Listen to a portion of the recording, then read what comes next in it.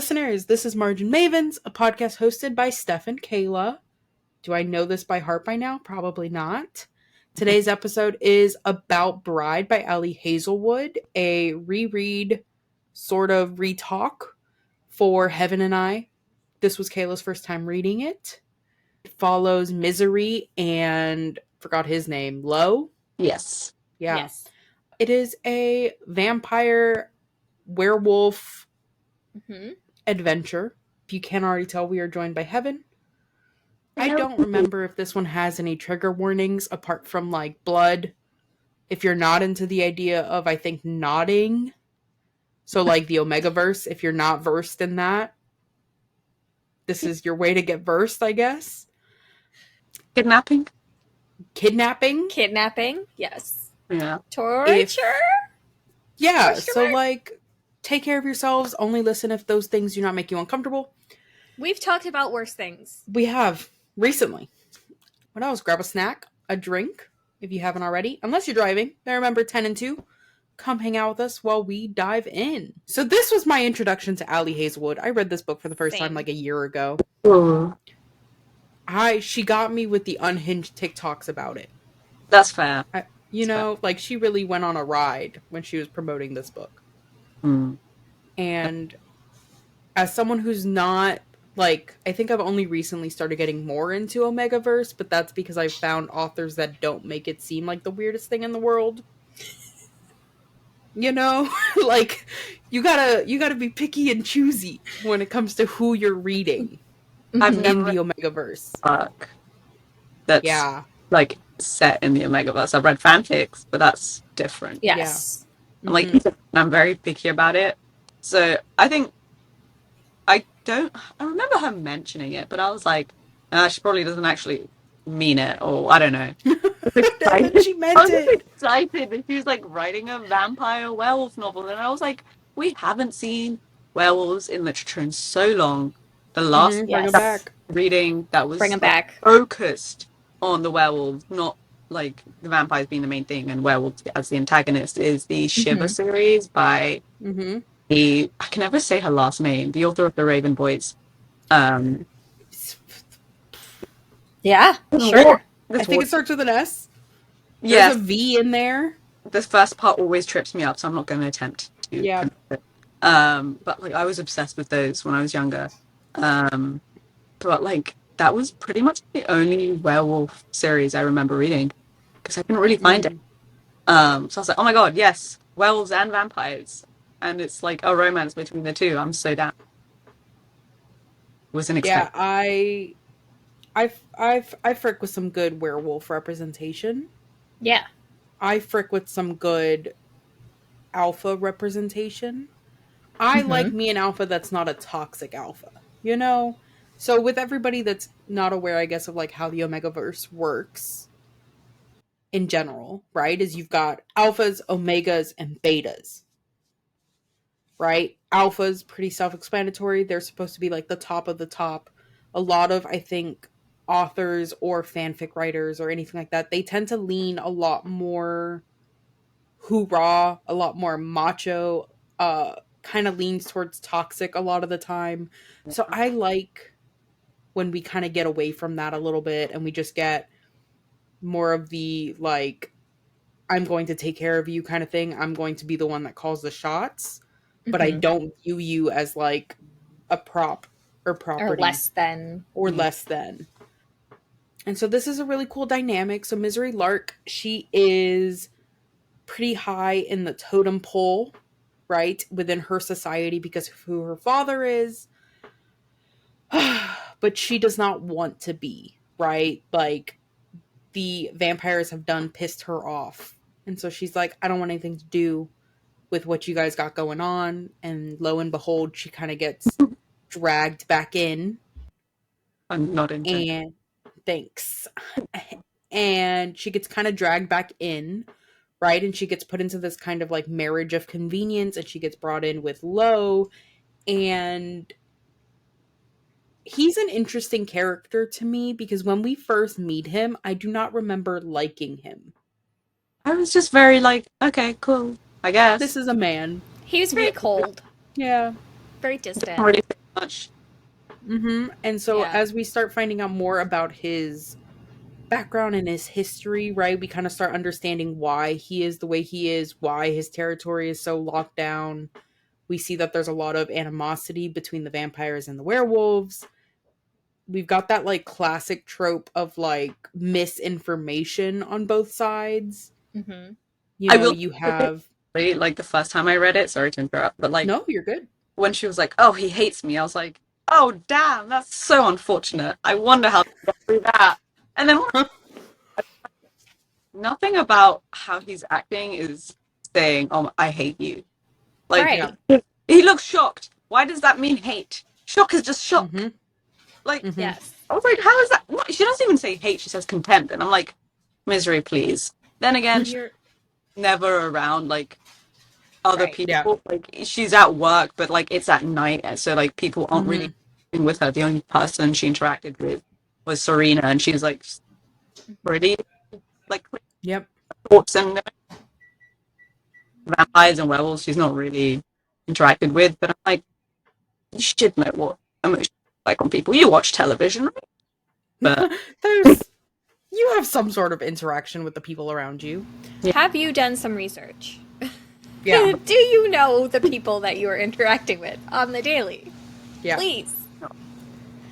Kayla, this was your first read, so I'm gonna let you kind of call the shots. Talk to us. How'd you feel? In terms of Ali Hazelwood as an author, loved it. It was a great first introduction to her writing. In terms of like specifically nodding, not the first time I've ever read it, so it was kind of like we're cultured. Yeah, it was what like the It's the softest version of nodding I think I've ever encountered, which is no, not for me. All right. I just mean like this is probably a good introductory Yes. to nodding. Not soft in terms of how it's done, but in terms of like it's not incredibly graphic. It's not. know, you don't get a little like, "Oh my god," right off the drip, you know? Right. But it's not that bad. Like No. it just it is what it is. Mm-hmm. Like it's fine. It was I think it was hard for me to determine what the purpose of the book was, if that makes sense. So like sometimes you start reading a book, you're like, oh, this is romance, everything else is just extra.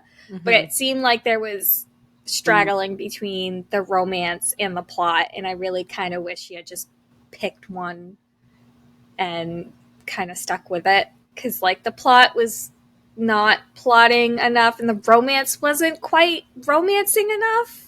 So like I feel like there could have been maybe a little bit more on both sides, but overall I think it's a slow build for everything, you know? Like you're kind of given like little bites here and there as to like, why is Misery in the situation she's in? Why is the world the way that it is?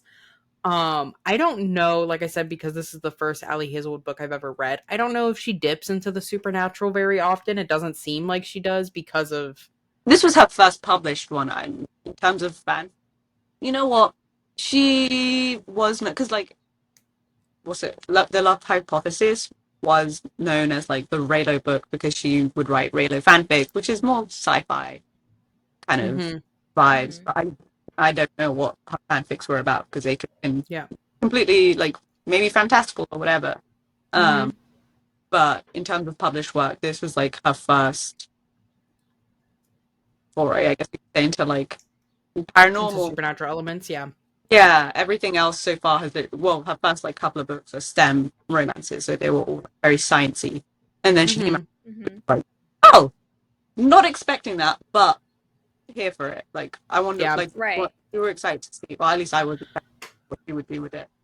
Like, I think like because like the other books were all more romance, whereas here, I wouldn't say she struggled with it, but like, as you said, like you couldn't tell. A little bit more world building. Yeah, I think she wanted it to full amount plot and like romance, but at times it felt like wobbly and you couldn't really get a sense of what it was supposed to be. The world excuse me at first. I just randomly thought, okay, it must be like the real world, and they just live there. But then it kind of seemed like they had their own city. Like, I couldn't figure out that part. But then, like, and I'm like, oh, so this is our world. Yeah, I think with supernatural stories and books and everything, world building is so important. And I think it was kind of lacking for a lot. Like, you could tell that the characters were thought out, and you could tell that the connection between the characters was thought out. But once you got outside of that bubble, things I think got a lot more blurry. Yeah. Which I think just kind of happens with, I think with any sort of supernatural book, any sort of supernatural elements, right? World building is so, so important, right? And I think a lot of contemporary romance authors, right? There is some semblance of world building, especially when you have like standalones, but within like an interconnected universe. Yeah. Right? With this being the first book, I think, of that sort of series, because we know we're getting Bite or whatever it's called later. I was begging her for a sequel. I'm not gonna lie. Yeah, like I was like, I want to see more of this. I want to see more of the world. Yes. I want things to make sense to me. I think it was a fun little read. I couldn't do the audiobook for this. I was telling Kayla, I couldn't do the audiobook for this because at least the one on Spotify, like the male voice actor or male narrator, what's the terms for audiobooks? Either, I think is fine. Yeah. But the male narrator for Low, he like starts off obviously off the book, and he had such a deep voice. I remember turning it on before I was going to go grocery shopping, because that tends to be when I do my audiobooks. And he like started talking, and I immediately went, nope, too much. And I switched to something else. On a really deep voice, or like it just didn't What do you sound... mean? No, I'm confused. Like, what was it about? Oh, it was just more of like, because I forgot what the first like sentence of the book is, but it kind of like falls immediately into like, oh, this is going to be a romance book, or oh, this is going to be this is going to be a problem. She's going to be a problem. Yeah, and I was like, I'm good. I think it was going to be like my reread. So I was like, I know how this book ends up being. I don't need this man talking to me. Were you too flustered? No, I think it's more of like, it had to have been like a mindset thing, you know, of like, I'm actively avoiding men.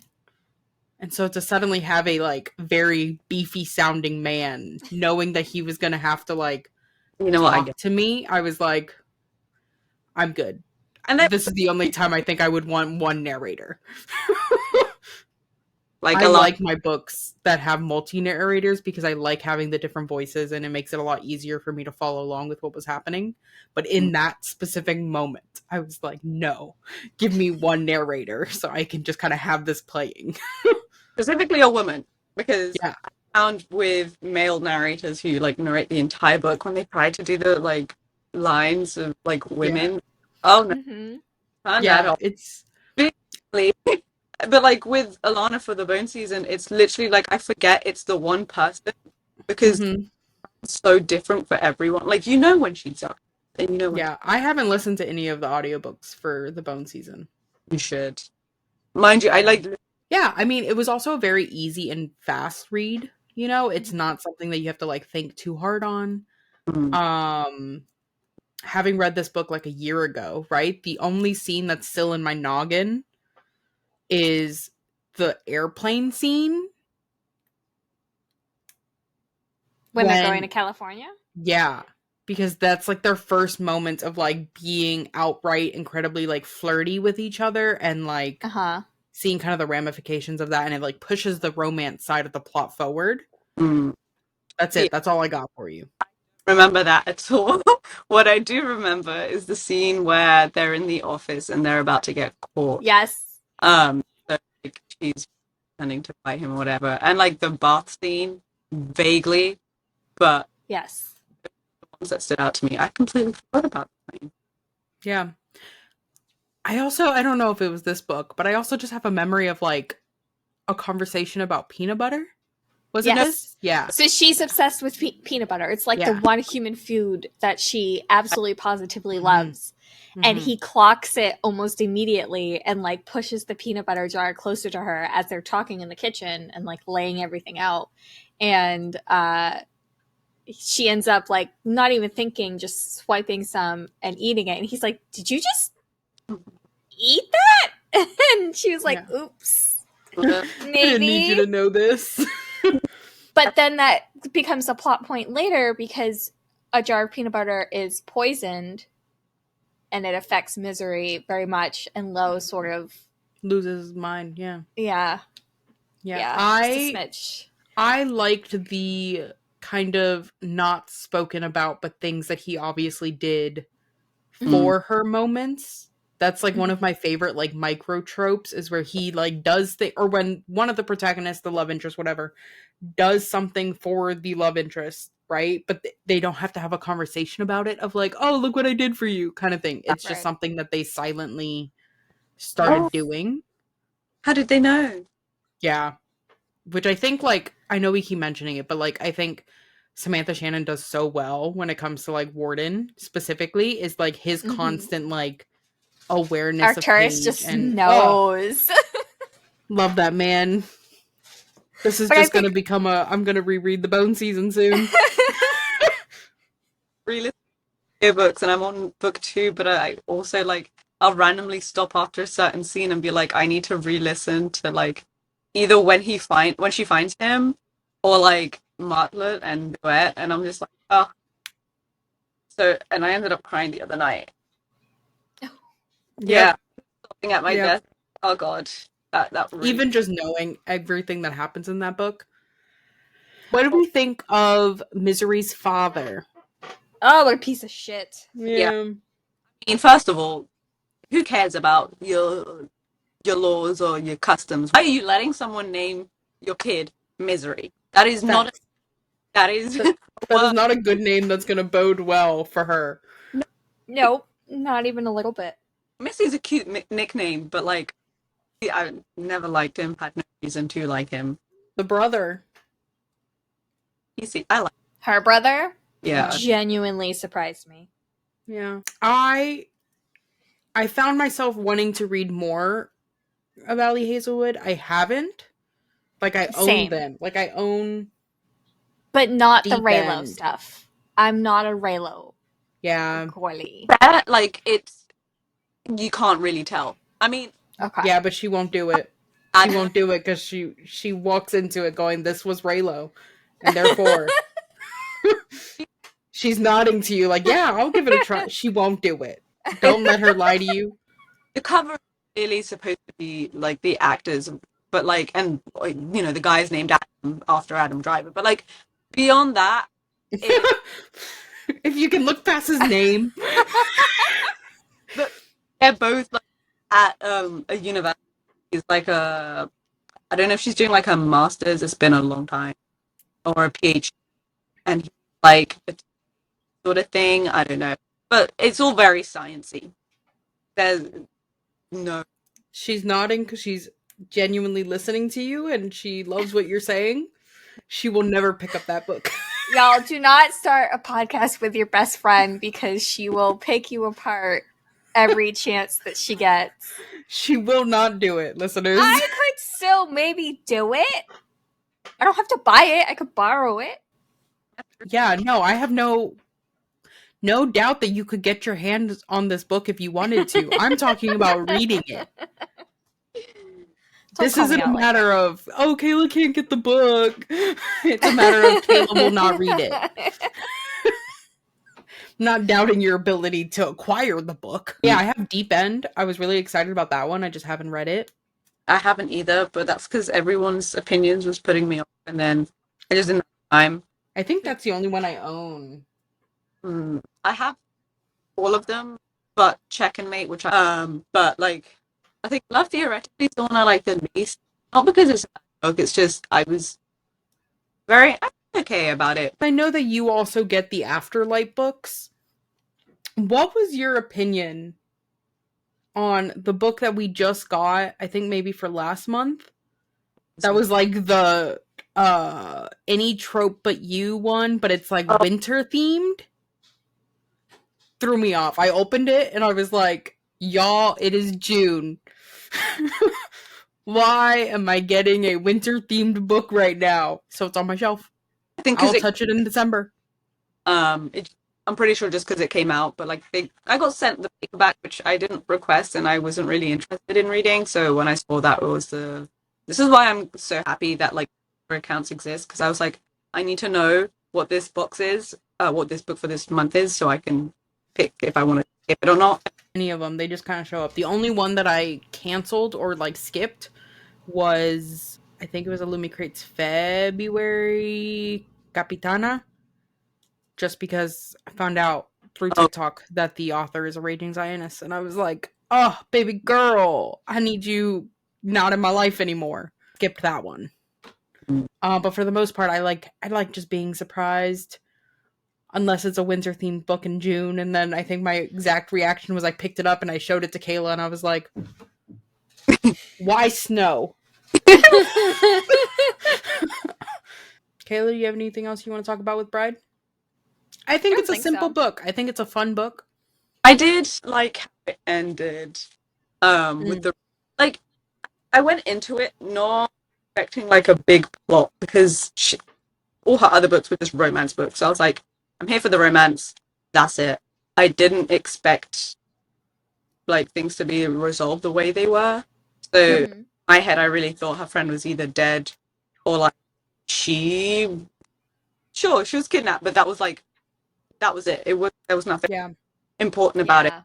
Expect the whole, oh, I've been trying to find out like my true heritage because it turns out I'm not the fully human. I really liked that. And then like hinting at the end of the book, but I was like, we haven't had a werewolf and werewolf romance in a while. So I was like, please get right.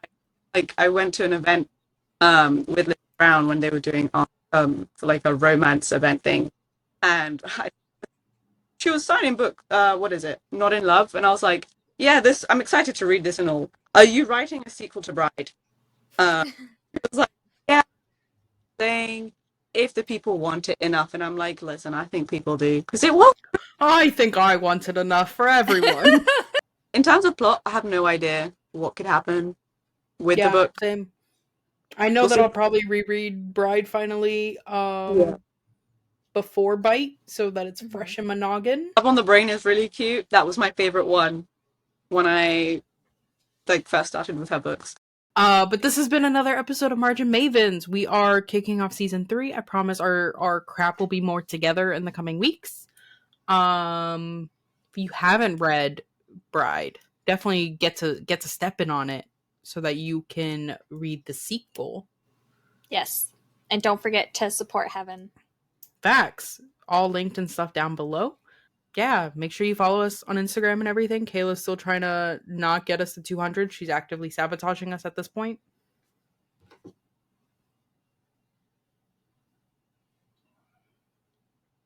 Yeah, she said she got kicked out again. It happens. Get us to 200 on Instagram so we can read Song of Achilles. Song of Achilles. But there she blows, I guess. Have a good day. Remember that you are loved. Remember to drink water. Make choices that are good for you. And no is a full sentence. Bam!